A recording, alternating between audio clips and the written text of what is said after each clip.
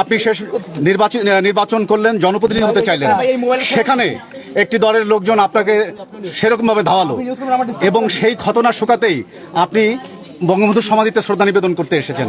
আসলে আমরা সিনেমা দেখেছি সখী তুমি কার, আমরা জানতে চাই হিরো আলম তুমি কার।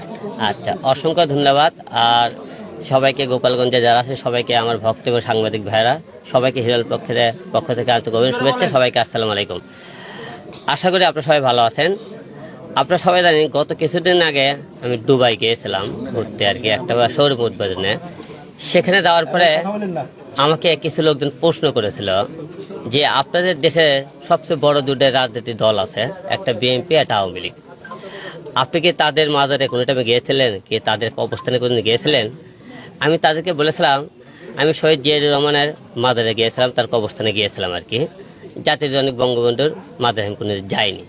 এটা আমার জন্য আজকে লজ্জাজনক। যখন আর প্রশ্ন করেছে আমি এখানে আসিনি।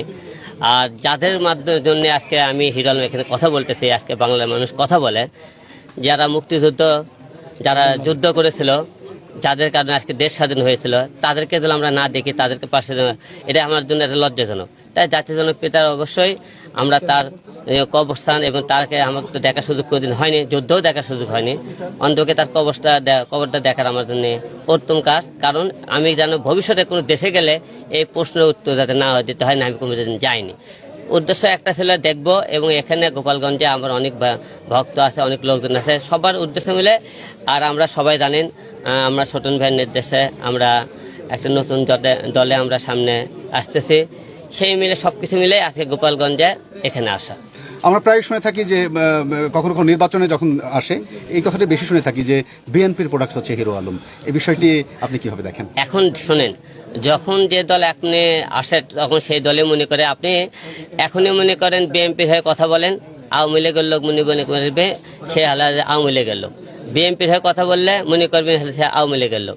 এক একজন মুখে যার দলের তখন কথা, এই যে আজকে মনে আমি এখানে এসেছে 52% লোক মনে করতে থেকে হিরো আলম মনে হয় আওয়ামী লীগে যোগ দিয়েছে, এই জন্য আজকে বঙ্গবন্ধু মাজারে এসেছে। আমি কিন্তু আওয়ামী লীগে যোগ দিইনি, আমি কিন্তু বিএনপিতেও যোগ দিইনি। আপনি কেউ বলতে পারবেন না হিরো আলম আওয়ামী লীগে যোগ দিয়েছে, হিরো আলম বিএনপিতে যোগ দিয়েছে। এখন আপনারা এই জায়গায় আসার যদি আপনি মনে করেন যোগ দিয়েছে, এটা ভুল ধারণা হবে। কারণ আমরা মুক্তিযোদ্ধা একটা সংগঠন, সেই সংগঠনের উদ্যোগে আমরা এখানে এসেছি। এবং এখানে আমার একটু আগে বললাম যে সবাই যে প্রশ্ন করেছিল আমি জাতির জনক মাজার তার অবস্থানে গিয়েছিলাম কিনা, এটা মানে কি এই প্রশ্নের করে যাতে আমাকে কেউ লজ্জাতে না দিতে পারে, এই যে সবকিছু লেখেন। একজন হিরো আলম একদম মানে গলি থেকে, রুট লেভেল থেকে, মানুষের মাঝ থেকে উঠে আসা হিমালয়ের মতো একজন মানুষ, যিনি আমি একটু লাস্ট সুযোগ দেওয়া। তো এই একজন হিরো আলম হতে অনেক তেজ লাগে, অনেক দম লাগে। তো সেই দমটার উৎস, এবং সংশ্লিষ্টভাবে বলতে চাই যে একজন হিরো আলম তো এমপি নির্বাচন করলেন, কবি, গীতিকার, গায়ক, সবকিছুই আমরা দেখলাম, সুরকার। একজন হিরো আলম আর কোথায় সেট করতে চায়, কোথায়, where is the his last limit? আচ্ছা, লাস্টের লিমিট হলো যে আপনার মানুষের সর্বোচ্চ দৌড় থাকে। মানুষ হলে যে আমার মুখে উদাহরণ বলে যে আমি একটা নায়ক হওয়ার স্বপ্ন ছিল, নায়ক হয়েছি, একটু গায়ক হওয়ার স্বপ্ন ছিল, গায়ক হয়েছি। মানুষের মুখে মানুষের সব থেকে জনসেবা করার কাজ, আমার সবচেয়ে কাজ থাকে জনসেবা করতে চাই, মানুষের পাশে থাকতে চাই। আর মিডিয়ার মাধ্যমে যেহেতু পরিচিত, মিডিয়া নিয়ে থাকতে চাই। সর্বোচ্চ আমার মানুষের স্বপ্ন যে সংগ্রাম লড়াই করতে চাই, আমি এমপি হতে চাই। এটাই আমার সবচেয়ে স্বপ্ন, এটাই আমার সবচেয়ে লাস্ট টার্গেট। আমি এমপি হতে চাই, জনগণের পাশে থাকতে চাই। এমপি যদি নাও হতে পারে, যে কোনো জায়গায় মানুষের সুখে দুঃখে মানুষের পাশে যেরকম ছিলাম, বাকি জীবনে মানুষের পাশে থাকার চেষ্টা করবো। হিরো আলম ভাই, আমি বাদল শাহ, আমি চ্যানেল 24 কাজ করি। আমরা কিছুদিন আগে দেখেছি, একটা টক শোতে দেখেছি যে আপনি বলেছেন যে এই সরকারের আমলে আপনি নির্বাচন করবেন না, কিন্তু যেহেতু আপনার স্বপ্ন হচ্ছে এমপি হওয়া, তাহলে কি আপনি আপনার সিদ্ধান্ত পরিবর্তন করে এই সরকারের আমলেই নির্বাচনে যাবেন কিনা? না, আমরা বলেছি সবকটা দল যদি অংশগ্রহণ করে অবশ্যই আমি নির্বাচনে অংশগ্রহণ করব, আমি বলেছি। এখন এই মুহূর্তে নির্বাচন যেহেতু মনে করেন এখনো অনেক দিন দেরি আছে, আমি নির্বাচন করব কি করব না, স্বতন্ত্র প্রার্থী করব না কোন দল থেকে করব, আমি কিন্তু এখনো ডিক্লার দেয়নি যে আমি সামনে নির্বাচনে করব। আমি বলছি সামনে নির্বাচন কোনো দলীয় ব্যানার থেকে করব, কিন্তু এবার কোনো স্বতন্ত্র প্রার্থী নির্বাচন করবো না, কোন দলের ব্যানারে করব। কোন দলের ব্যানারে করবো অবশ্যই আপনার নির্বাচনে আমি জানিয়ে দেবো আপনাদেরকে। আপনি কি আওয়ামী লীগের নমিনেশন চাচ্ছেন কিনা? এখন আমি তো বলতেছি এই মুহূর্তে কোনো কিছু বলবো না যে আওয়ামী লীগ থেকে দাঁড়াবো কি বিএনপি থেকে দাঁড়াবো, কোনো দল থেকে নির্বাচনের আগে আপনাকে জানাবো আমি কোন দল থেকে নির্বাচন করবো কিনা। তার মানে একজন হিরো আলমকে আমরা স্বতন্ত্র প্রার্থী হিসেবে না, স্বতন্ত্র স্বতন্ত্র প্রার্থী একটি দলীয় ফোরামে তাকে আমরা হ্যাঁ, সেটা বিষয় না, আপনি প্রশ্ন করতে পারেন। আপনারা আমি হিরো আলম এবার নির্বাচন করবো দলীয় ব্যানারে, স্বতন্ত্র প্রার্থী নির্বাচন করবো না। যে দল থেকে করবো অবশ্যই আপনাকে ঘোষণা দেবো, আপনারা অবশ্যই জানবেন। মুক্ত ভাই বলেন। আমার একটা প্রশ্ন আছে, আমি 21-এর রেজলিউশনে কাজ করি, সেটা হচ্ছে যে আপনি বলবেন যে আপনি কোনো দলে যোগ দেননি, ঠিক আছে? তাইলে আমরা দেখলাম যে আপনি মুক্তিযোদ্ধা প্রজন্ম লীগ হচ্ছে আওয়ামী লীগের একটি সমমনা বা ভাবাপন্ন দল, সেই দলের সাংস্কৃতিক বিষয়ক সম্পাদক হিসেবে আপনি এখানে শ্রদ্ধা নিবেদন করবেন, তাইলে কি আপনি কোনো দলের না? না, এটা কি আপনার বক্তব্যের সঙ্গে না, না, সাংঘর্ষিক নয় কি? আচ্ছা শুনে আমি বলি, আপনি একটু আগে প্রশ্ন করলেন, আমি অন্যদিকে প্রশ্নের উত্তরটা দিয়েছি। বলেছিল আপনি কি তাহলে আওয়ামী লীগে যোগ দিতেছেন কি না, কোন দল থেকে আওয়ামী লীগকে নির্বাচন করবেন কিনা, এই ধরনের প্রশ্ন ছিল। তখন কিন্তু এই কথাটা বলেছি আমি, কিন্তু আমি আওয়ামী লীগে যোগ দিয়েছি কিনা।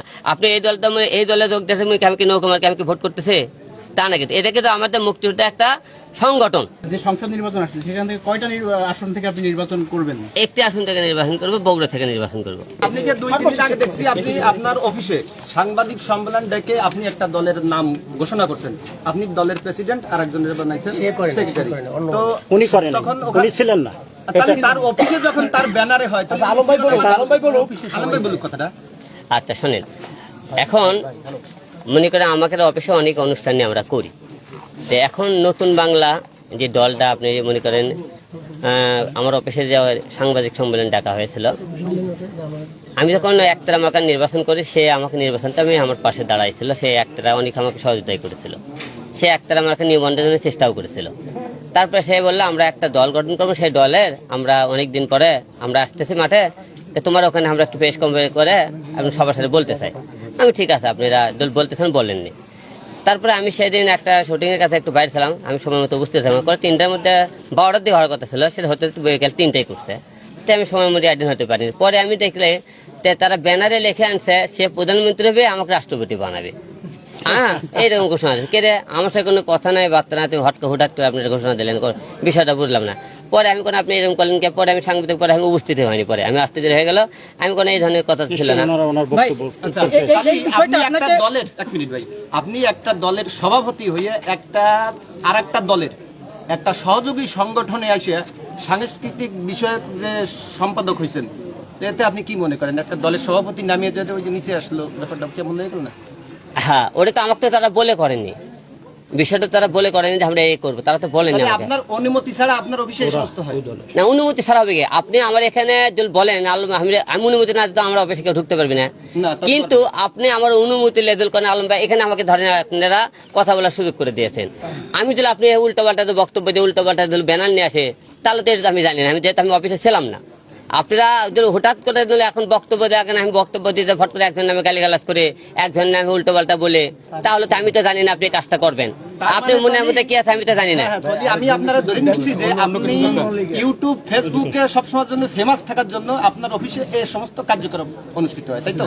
তা আপনি চাইলে ফেমাস হতে পারবেন না, চাইলে তো ফেমাস হওয়া যায় না। তাহলে আচ্ছা ভাই, আমি একটু বলি, এই যে সংবাদ সম্মেলনটা করেছিল, এটা কি আসলে আপনাকে কি হেয় প্রতিপন্ন করার উদ্দেশ্যে কি এটা করেছিল কিনা? তারা হেয় প্রতিবন্ধতা এবং তারা মনে করেন তারা মনে হেয় প্রতিবন্ধতা এবং তারা আমার জনপ্রিয়তা কাজে লাগে, তারা মনে করেন তাদের দলটা হাইলাইট করার জন্য এই কাজটা করেছে আমার মনে হয়। আচ্ছা ভাই, আমি একটু আইনগত কোনো পদক্ষেপ নেবেন কিনা, যেহেতু আপনার না, আমি তাদেরকে বলেছে এই ধরনের করা, তাদেরকে বলছে জীবনে আপনারা আমার অফিসে আসবেন এই ধরনের কাজকাম করলে, আমি মনে করে দিয়েছি তাদেরকে। ভাই, আমি একটু সর্বশেষ প্রশ্ন করি যে গত নির্বাচনে আপনার উপর একটি হামলার ঘটনা ঘটেছিল, এই হামলার যে ঘটনা, এই ঘটনার বিষয়ে যে পুলিশের কোনো সর্বশেষ আসলে কি প্রক্রিয়া রয়েছে এবং যারা হামলা করেছিল তাদের কাউকে গ্রেপ্তার করেছে কিনা?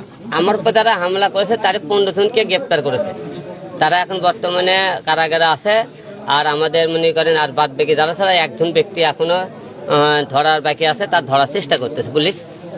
আপনি কি মনে করেন যে এই হামলার বিচার আপনি পাবেন?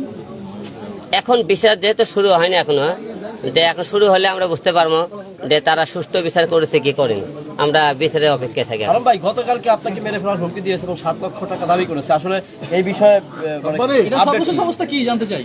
এখন গতকাল আপনারা জানেন আমাকে 7 লাখ টাকা চেয়েছে এবং মারার হুমকি দিয়েছে, এই নিয়ে আমরা হাতিঝিল থানায় মামলা করেছি। এখন বর্তমানে তাদের যে ব্যক্তি হুমকি দিয়েছে তাকে পুলিশ তদন্ত করে খুঁজে বের করার ব্যবস্থা করতেছে।